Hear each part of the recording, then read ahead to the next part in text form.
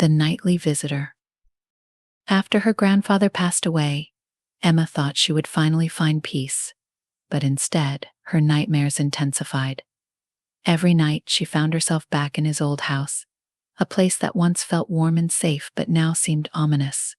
At first, the dreams were subtle. Her grandfather would sit in his favorite armchair, staring blankly out the window. He never spoke, just sat there with vacant eyes that followed her every move.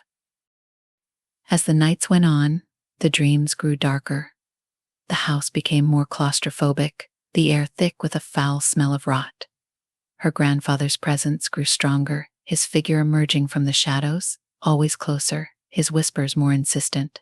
"Come with me, Emma," he would say, his voice echoing through the rooms. It was a command, not a request. One night, the dream took a terrifying turn. Emma found herself standing at the foot of her grandfather's bed, reliving the last moments of his life. He lay there, struggling for breath, just as she had seen him in his final days.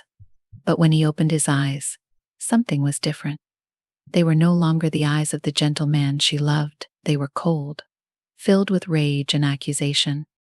"Why didn't you help me?" he rasped, his voice dripping with anger. Emma felt a wave of guilt wash over her, even though she had done everything she could while he was alive. "You left me to die," he snarled, his expression twisting into something monstrous. Before she could react, he reached out and grabbed her wrist with a cold, bony hand. His grip was impossibly strong, and she felt a searing pain where he touched her. She woke up with a scream, her heart racing, the sensation of his icy grip lingering on her skin. When she looked down, she saw dark bruises forming on her wrist, in the exact shape of his fingers. Frightened, Emma confided in her mother the next day. Her mother's face went pale, and she hesitated before revealing a long-buried family secret. In his final years, her grandfather had been tormented by paranoia and guilt, believing he was haunted by the spirits of people he had wronged in his youth. Now, it seemed, he was haunting Emma, trying to drag her into his torment. Desperate for help, Emma sought out a local priest.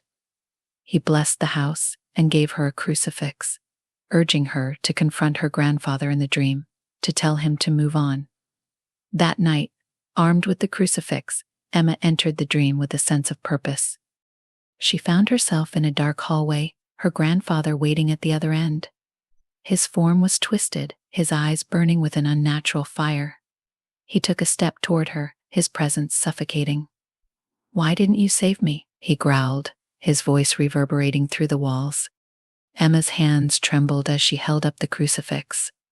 "You need to let go, Grandpa," she said, her voice shaking but resolute. "You don't belong here anymore."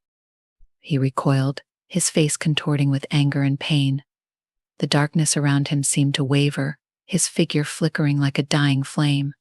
"Go back," she said more firmly, taking a step forward. "You need to go back."